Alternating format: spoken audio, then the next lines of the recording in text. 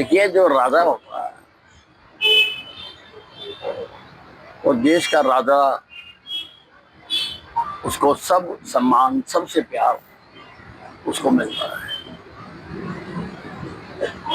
और ममता बनर्जी तो देश में जो अब राष्ट्रभक्ति का उफान पर हैं लोग, ये उसको पंक्चर करना चाहते हैं।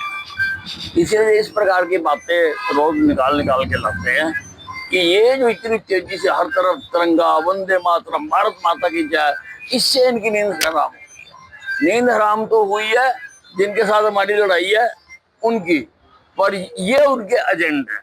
वो इनको बताते हैं भी इसके ऊपर बोलो, तो वो इसको बोलते हैं। बंगाल के बारे में भी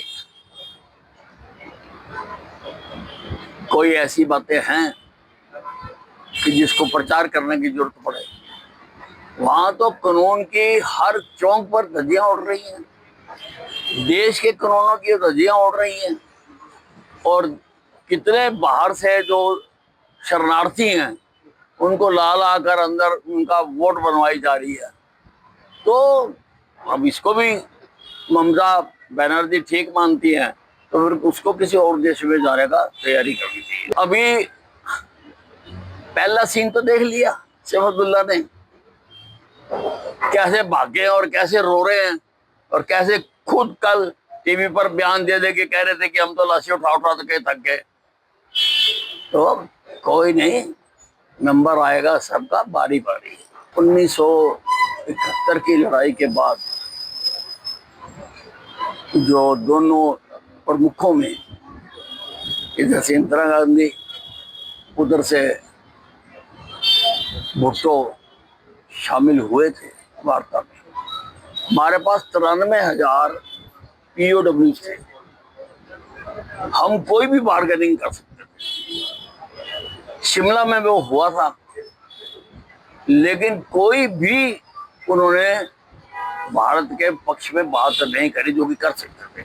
13-14 हजार एकड़ जमीन भी हमारे सैनिकों ने आगे बढ़ के कब्जा की हुई थी, वो भी इन्होंने वापस कर दिए।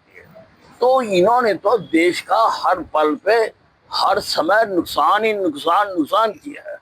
और उसका कारण है, आप ध्यान से सुनना मेरी बात को, उसका कारण है ये हिंदुस्तान में जो आज़ादी की लड़ाई लड़ी गई, जो यूनाइटेड लड़ी गई, उसके एजेंडे में कहीं पर भी ये नहीं लिखा गया था कि अलग अलग धर्मों को अलग अलग देश दे देंगे। ये लियाकत अली जिन्ना ने और जो थे लोग, उन्होंने ये पाकिस्तान मांगा और टू नेशन थ्योरी पैदा हुई, जिसको पंजाब के आसिफ मुनीर ने भी पाली घाट की घटना होने से 2 दिन पहले ही कहा था कि हम वो नहीं है, उनकी बातें हो रहे हैं, उनके रिवाज हो रहे हैं। टू नेशन थ्योरी है, टू नेशन थ्योरी। धर्मों के आधार पर लोगों को काट के आधा उधर डालना, आधा उधर डालना, ये काम हो रहा है। कई लाख लोगों के जो हैं इसमें